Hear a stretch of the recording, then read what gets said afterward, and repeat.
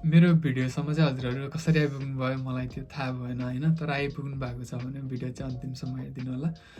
अनि आज चाहिँ भिडियो चाहिँ के को बारेमा भन्दा मैले आफ्नो जापानमा चाहिँ होइन, म चाहिँ अहिले जापानमा छु अनि मैले जापानमा चाहिँ आफ्नो बसाइलाई चाहिँ कसरी म्यानेज गरिरहेको छु भनेर त जस्तै त्यो मेरो बसाइमा अब मेरो काम पढाइलाई चाहिँ मैले कसरी म्यानेज गरिरहेको छैन।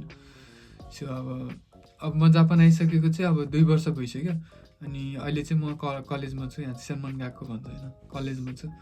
अनि कलेजमा चाहिँ अब मेरो चाहिँ डेमा गएको छ होइन, डेमा गएको छ। कसै कसैको चाहिँ बिहानमा पनि हुन्छ होइन, मेरो चाहिँ डेमा छ। अनि काम चाहिँ म 2 ठाउँमा गर्छु, एउटा चाहिँ रेस्टुरेन्टमा गर्छु अनि अर्को चाहिँ एउटा चाहिँ कन्भिनीमा गर्छु बिहानमा। अनि मेरो काम र मैले कलेज कसरी मिलाएको छ भने मेरो कलेज भनेको चाहिँ दिउँसो 1 बजेदेखि अनि 5 बजीसम्म हुन्छ नि, दिउँसोको टाइममा 1 देखि 5 सम्म।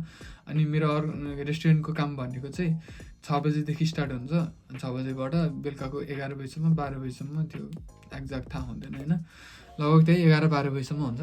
अनि अर्को कन्भिनीको काम भनेको चाहिँ बिहानको 6 बजीदेखि 12 बजीसम्म हुन्छ। अनि त्यो बिचको टाइममा चाहिँ सुत्न पनि पाएँ होइन। अनि कन्भिनीको काम चाहिँ मेरो हप्तामा 7 दिन हुँदैन होइन। कन्भिनीको काम भनेको चाहिँ मेरो ब्याङ्कको काम र ह्यान्ड क्यास काम भन्ने हुन्छ यहाँ चाहिँ होइन। ब्याङ्कको काम चाहिँ मैले त्यही 24 घन्टा 25 घन्टा जति मात्रै गर्छु। अनि बिहानको काममा लगभग त्यही 4 दिन 5 दिन मात्रै हुन्छ। अनि त्यसपछि यताको 7 दिनमा पनि कहिलेकाहीँ चाहिँ 1 दिन चाहिँ बिदा हुन्छ, त्यस्तो हुन्छ। अहिले चाहिँ नर्मल मैले 2टा काम गरेर छु। म चाहिँ पहिला उता फुकुओका भन्ने ठाउँमा बस्थेँ जापानको होइन, अनि अहिले चाहिँ यता त्यो ठाउँ सरेर चाहिँ म यता योकोहामा भन्ने ठाउँमा आएको छु। अनि यहाँ चाहिँ त्यही अहिले चाहिँ नर्मल 2टा काम मात्रै गरिरहेको छु। त्यही हो। अब यहाँ अब पैसा त्यस्तो धेरै कमाउन पनि सकेको छैन। अब सुरुमा त्यही त हो होइन, कसैले काम लगाइदिन्थेनन्, आफूले पनि अब सुरुमा भाषा नहुँदाखेरि त्यति काम गर्न सकिएन। अनि लगाइदिने मान्छेहरूले पनि त्यही त हो, आफ्नो मान्छेको भन्दा पढाइको विश्वास गर्नु भन्छन् होइन। जति काम लगाइदियो भन्दा नि ल अब छैन भनेर टाइम टायर दिन्थे। पछि चाहिँ ल्याङ्ग्वेज जानिसकेपछि चाहिँ आफैले पसलहरूमा फोन गरेर बुझेर अनि त्यहाँ चाहिँ काम गर्थेँ। मैले फुकुओका हुँदा चाहिँ एकदम काम गरेको होइन।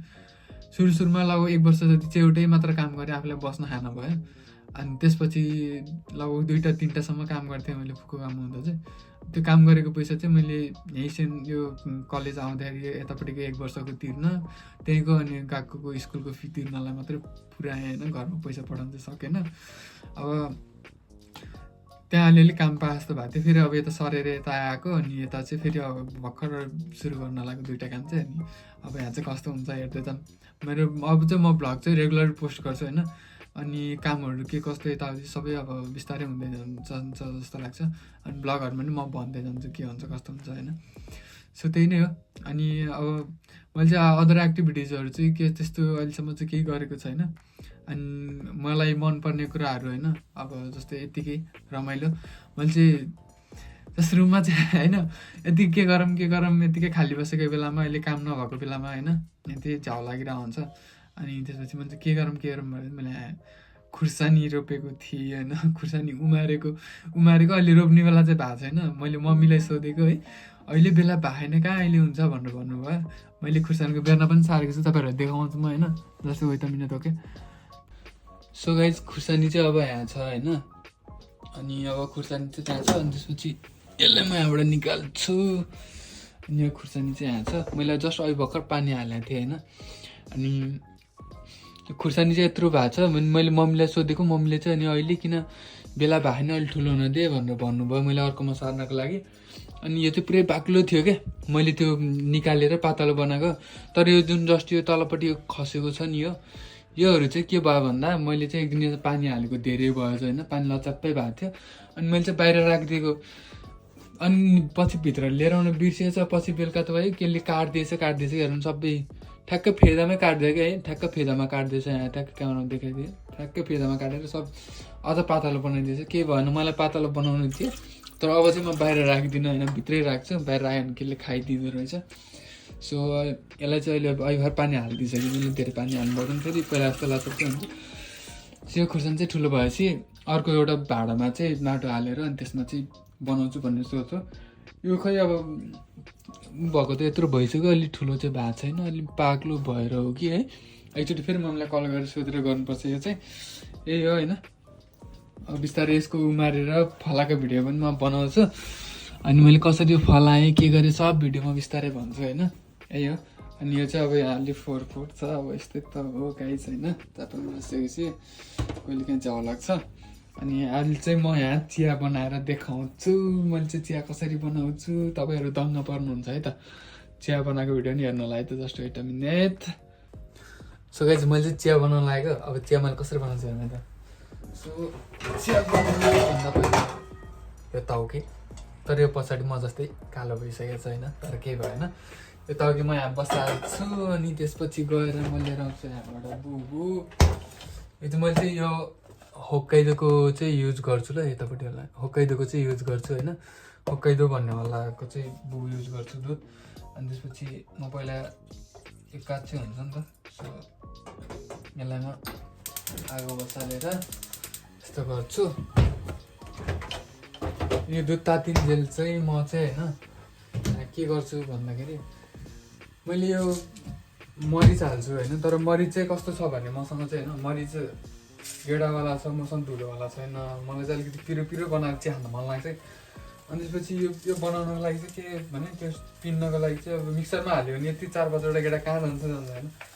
अनि त्यो पिन्नेवाला एउटा त्यो के भन्छ त्यसलाई, मलाई एक्ज्याक्ट नाम थाहा भएन होइन।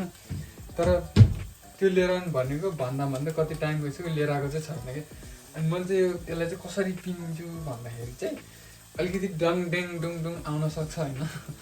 अब तर के गर्ने, खानै पऱ्यो होइन। सो मैले चाहिँ यसलाई हामाथि राखेर यो के भन्छ यो थर्मस होइन, यसको पनि मैले हालत यस्तो बनाइसकेको छु। यो पिन्दा यहाँ पुरै देख्न सक्नुहुन्छ है, यस्तो बनाइसकेको छु। तर अझ ल्याउने भन्दा भने पनि त्यस्तै भइरहेको छ। सो मैले चाहिँ यसलाई हालेर यस्तो गरेर पिन्छु होइन।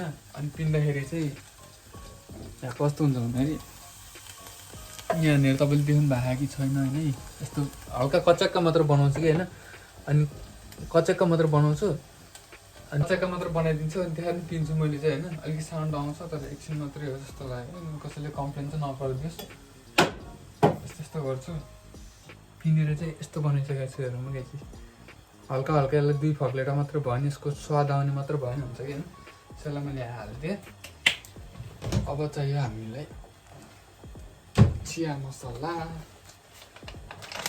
चिया मसला यही